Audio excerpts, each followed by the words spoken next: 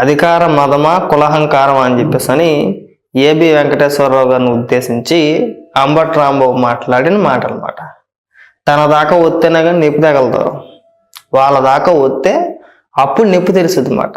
వీళ్ళు అధికారంలో ఉన్నప్పుడు చంద్రబాబు నాయుడు గారిని కావచ్చు, లేదంటే ఏబి వెంకటేశ్వరరావు గారిని కావచ్చు, లేదంటే జగన్మోహన్ రెడ్డికి వ్యతిరేకంగా ఎవరు మాట్లాడినా వీళ్ళు మొట్టమొదటిగా మాట్లాడేది ఏంటండి, కులాన్ని తీసుకొచ్చి కమ్మ అని చెప్పేసి అని ప్రెస్ మీట్లు పెట్టి అమనాభూతిలో మాట్లాడేవారు వీళ్ళే. అంబటి రాంబాబు కూడా మాట్లాడాడు, గతంలో చాలా సందర్భాల్లో మాట్లాడాడు. ఇవాళ ఏబి వెంకటేశ్వరరావు గారు కొన్ని వ్యాఖ్యలు చేశారు.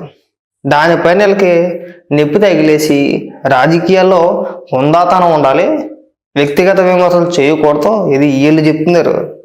విచిత్రం ఏంటంటే వైఎస్ఆర్సీపీ పార్టీ నాయకులు చెప్తున్నారు వ్యక్తిగత దూషణలు చేయకూడదు అని చెప్పేసి అని.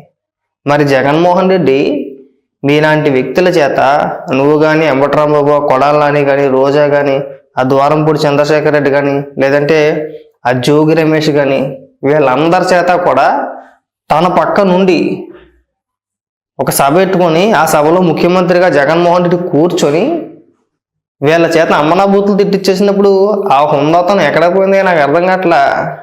ఆ సంస్కృతిని తీసుకొచ్చిందే మీరు. రాజకీయాలని రాజకీయంగా కాకుండా వ్యక్తిగత దోషాలతో మొదలుపెట్టిందే మీరు. 19 నుంచి 24 వరకు మీ అధికార ప్రతినిధులు కావచ్చు, లేదంటే ఎమ్మెల్యేలు కావచ్చు, మంత్రులు కావచ్చు, మీరు మాట్లాడిన భాష మొదలుపెట్టింది ఎవరయ్యా అంటే మీరే. పక్క రాష్ట్ర మంత్రులు, ఎమ్మెల్యేలు, నాయకులు నవ్వుకునేవారు మనల్ని చూసి. ఆంధ్రప్రదేశ్లో అదేందో ఎదురు కానీ అమనాభూతులు తిట్టుకుంటున్నారు. అక్కడ మంత్రి పదవి కావాలంటే చంద్రబాబు నాయుడు కానీ అమనాభూతులు తిడితే మంత్రి పదవి వచ్చేస్తుంది. మళ్ళీ ఆదేశించేది ఎవడరా అంటే డైరెక్ట్గా జగన్మోహన్ రెడ్డి. ఈ విషయం నేను చెప్పేది కాదు, మీ పార్టీ నుంచి బయటకు వచ్చిన నాయకులు అనేక మంది, వసంత కృష్ణప్రసాద్ గారి దగ్గర నుంచి నిన్న మొన్న బయటకు వచ్చిన రవిచంద్రారెడ్డి వరకు వాళ్ళు చెప్పేది ఏంటి, మేము మాట్లాడిన ప్రతి మాట పార్టీ కేంద్ర కార్యాలయం నుంచి వచ్చిందే, వాళ్ళు స్క్రిప్ట్ ఇస్తేనే మేము చదివేం తప్పితే మేము కావాలని చెప్పేసి అన్నది కాదు.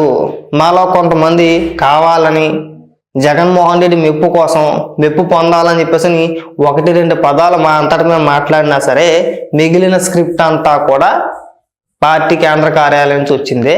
అంటే ఎవరిని ఏ విధంగా దూషించాలి, వ్యక్తిగతంగా దూషించాలి, వాళ్ళ కుటుంబ సభ్యులను తీసుకొచ్చి ఏ విధంగా కించపరిచి మాట్లాడాలి అని మొత్తం స్క్రిప్ట్ అంతా కూడా పార్టీ ఆఫీస్ నుంచి వచ్చేదని చెప్పేసి అనేక మంది నాయకులు చెప్తున్నారు. ముందు ఈ నీతులన్నీ కూడా వెళ్ళి జగన్మోహన్ రెడ్డి చెప్పు, మాకు చెప్పమాక. గతంలో మీ నాయకులు, మీ కార్యకర్తలు, ఇంకొంతమంది మీ సాక్షి టీవీలో పనిచేసే కొంతమంది పకోడీ గాళ్ళు ఆయన ఉద్దేశించి ప్రెస్ మీట్లు పెట్టి ఆయన పైన డిబేట్లు పెట్టి అంతకంటే ఎక్కువ మాట్లాడారు. మీకు ఆ విషయం తెలుసో తెలీదో, ఇవాళ గూగుల్లో కొడితే అలా కొడితే ఇలా వచ్చేస్తే మీరు ఏబి వెంకటేశ్వరరావు గారిని వదిలేలా. అర్థమైందా? ఆయన ఏం హద్దులు మీరిపోయి ఏం మాట్లాడలా. గతంలో మంత్రులు మాట్లాడిన భాష ఏదైతే ఉందో, అంటే మీరు 5 ఏళ్ళు పరిపాలించారు కదా, అప్పుడు అసెంబ్లీలో జోగి రమేష్ మాట్లాడిన మాటలు విన్నావా లేదో నువ్వు? కొడాల నాని మాట్లాడాడు, నువ్వు కూడా మాట్లాడు. స్పీకర్గా ఉండి తమ్మినేని సీతారాం కూడా మాట్లాడాడు అదే భాష. మీరు అధికారంలో ఉండి అధికార భాషగా వాడిన భాష ఆయన వాడితే ఇవాళ మీకు గుచ్చుకుందా? అంతకు 10 ఇంతలు ఏబి వెంకటేశ్వరరావు గారిని మీరు అంతకు 10 ఇంతలు ఎక్కువ తిట్టారు మీరు. అయ్యి ఇక్కడ మేము చెప్పలేమో కానీ నువ్వు వినిపించగలిగావు. ఆయన ఎలాగా జగన్మోహన్ రెడ్డి గారిని ఇలా అన్నాడని చెప్పేసి అని. మీరు మాట్లాడిన మాటలు, మీ కార్యకర్తల చేత మాట్లాడిపించిన మాటలు ఇక్కడ మేము వినిపించలేము. అంత దారుణంగా తిట్టించారు. వాళ్ళు తిట్టలా, మీరు తిట్టించారు.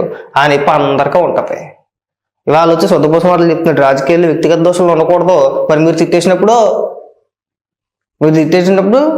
ఈ ఆట కూడా చెప్పుకుంటా కదా, నేను చంద్రబాబు నాయుడుని అలా అనేసానని చెప్పేసి అని. అందుకే కదా మనకు పదకొండు వచ్చినాయి.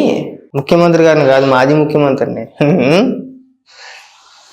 30వ తారీఖున ప్రమాణ స్వీకారం చేశాడు. అదే రోజు రాత్రి వాడు ఇచ్చిన 2వ జీవో నా ట్రాన్స్ఫర్ చేశాడు కానీ పోస్టింగ్ ఇవ్వడు. సో 8 నెలల పాటు పోస్టింగ్ లేదు, జీతం లేదు. సరే బ్యాంకులో ఎంతో కొంత సేవింగ్స్ ఉంటాయి కాబట్టి నడిచిపోయింది. కూడా నేనేమి ఎవరితోనూ కొట్లాడలా. జనవరి 6వ తారీఖున 2020 సంవత్సరం జనవరి 6వ తారీఖున బాబు నాకు పోస్టింగ్ ఇవ్వండి, ఇవ్వకపోతే కనీసం జీతం అన్న ఇవ్వండి అని చెప్పి ఒక లెటర్ పెట్టా. ఒక పారాగ్రాఫ్ తో 4 వాక్యాల్లో. ఏం స్పందన లేదు. సరేలే కొత్త సంవత్సరం పండుగలో ఉన్నారు, తర్వాత సంక్రాంతి గొడవల్లో ఉన్నారు అని ఒక 20 రోజులు ఆగి మళ్ళా 28వ తారీఖున మళ్ళా ఒక రిమైండర్ పెట్టా. అంతవరకే, నేను ఏమి కొట్లాడలా ఎవరితోనూ. వారం రోజులు తిరగకుండా సస్పెన్షన్ ఆర్డర్ చేతిలో పెట్టారు. ఇది ఒక పక్కన నలుగుతూ ఉండగా బయట రాజకీయ వాతావరణంలో చూసాం మనందరం. ఒక తుచ్చుడు, వాడు కుర్చీలో కూర్చునే కుర్చీ కాలి గోటికి కూడా సరిపోని తుచ్చుడు చీఫ్ మినిస్టర్ చైర్లో కూర్చున్న విధవా ఒక లేనిపోయి నింద వేయడమే కాకుండా నేను ఏ విలువల కోసం అయితే కట్టుబడి 30 సంవత్సరాలు ఉద్యోగం చేశానో ఆ విలువల్ని టార్గెట్ చేశాడు. That IPS officer. మీరు ఎలాంటి పదాలు అస్సలు మాట్లాడకూడదు, అర్థమైందా? గతంలో జగన్మోహన్ రెడ్డి తిట్టించాడు, దానికి ప్రతిఫలంగా ఇవాళ కాస్తున్నాడు అనుకోవాలి తప్పితే జగన్మోహన్ రెడ్డిని తిడుతున్నారు కదా అని చెప్పేసి అయ్యో పాపం అని చెప్పేసి అనుకో అవసరం లేదు.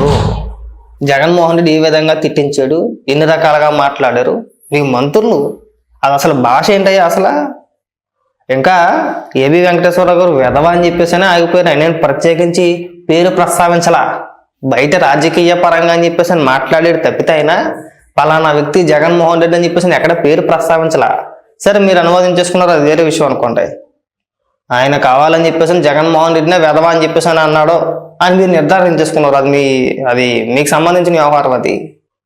మరి మీ మంత్రులు మాట్లాడినప్పుడు మీరు అధికార భాషగా ఉపయోగించారు కదా. ఎవడు ప్రెస్ మీట్ పెట్టినా, ఎప్పుడు మాట్లాడినా, ఏ మంత్రి మాట్లాడినా కనీసం అందులో 4-5 బూతులు లేకుండా ఆ ప్రెస్ మీట్ ముగియదు కదా. రోజా మాట్లాడినా, కొడాలని మాట్లాడినా, ఆ జోగి రమేష్ మాట్లాడినా, ఆడైతే మరీ ఘోరంగా మాట్లాడి కూడా జోగి రమేష్ అయితే మామూలు మాటలా అందరినీ బూతులు తిట్టడమే కదా. రోజా ఏమైనా తక్కువ? మాట్లాడితే చంద్రబాబు నాయుడు గారిని ఏకవచనంతో సంబోధిస్తూ వాడని వీడని రకరకాలుగా మాట్లాడలేదా? ఆ లక్ష్మీ పార్వతి చేత లోకేష్ గారిని చంద్రబాబు నాయుడు గారిని బూతులు తిట్టలేదా? మీ కార్యకర్తల చేత, మహిళా కార్యకర్తలు కానీ లేదంటే మామూలు కార్యకర్తలు అయినా సరే, ఎవడైనా సరే వాళ్ళ చేత బూతులు తిట్టించలేదా? ఇవాళ వచ్చి మీకు నొప్పి తగిలేసిందా? పేరు ప్రస్తావించుకుంటా అంటే మీకు ఎంత బాధ కలిగితే డైరెక్ట్గా పేరు ప్రస్తావించి చంద్రబాబు నాయుడు గారిని ఉద్దేశించి పేరు ప్రస్తావించి పచ్చి బూతులు మాట్లాడినప్పుడు చంద్రబాబు నాయుడు గారికి ఎంత బాధ కలుగుతుంది? ఆ రోజు ఖండించలేదేమోనో, ఆ రోజు ఉపన్యాసాలని ఆ రోజు చెప్పలేదేమోనో, ఆ రోజు చెప్పరండి. ఆ రోజు వీళ్ళు మాట్లాడే సాహసం చేయలేరు. ఎందుకంటే ఎక్కువగా మాట్లాడితే జగన్మోహన్ రెడ్డి బయటికి గంటేస్తాడు మెడపట్టుకొని. వాళ్ళ పాలసీ ఏంటంటే ఎవరు మాట్లాడినా సరే వాళ్ళపైన వ్యక్తిగతంగా అమ్మనా బూతులు తిట్టేస్తే భయపడిపోతారు, వాళ్ళ కుటుంబ సభ్యులను బూతులు తిట్టించేస్తే భయపడిపోతారు. మళ్ళీ మాట్లాడలేరు, మాట్లాడి సాహసం చేయరు అని ఒక పథకం వేసుకున్నారు. అందుకే కదా అందరికీ స్క్రిప్ట్ ఇచ్చి బూతులు తిట్టించేసింది.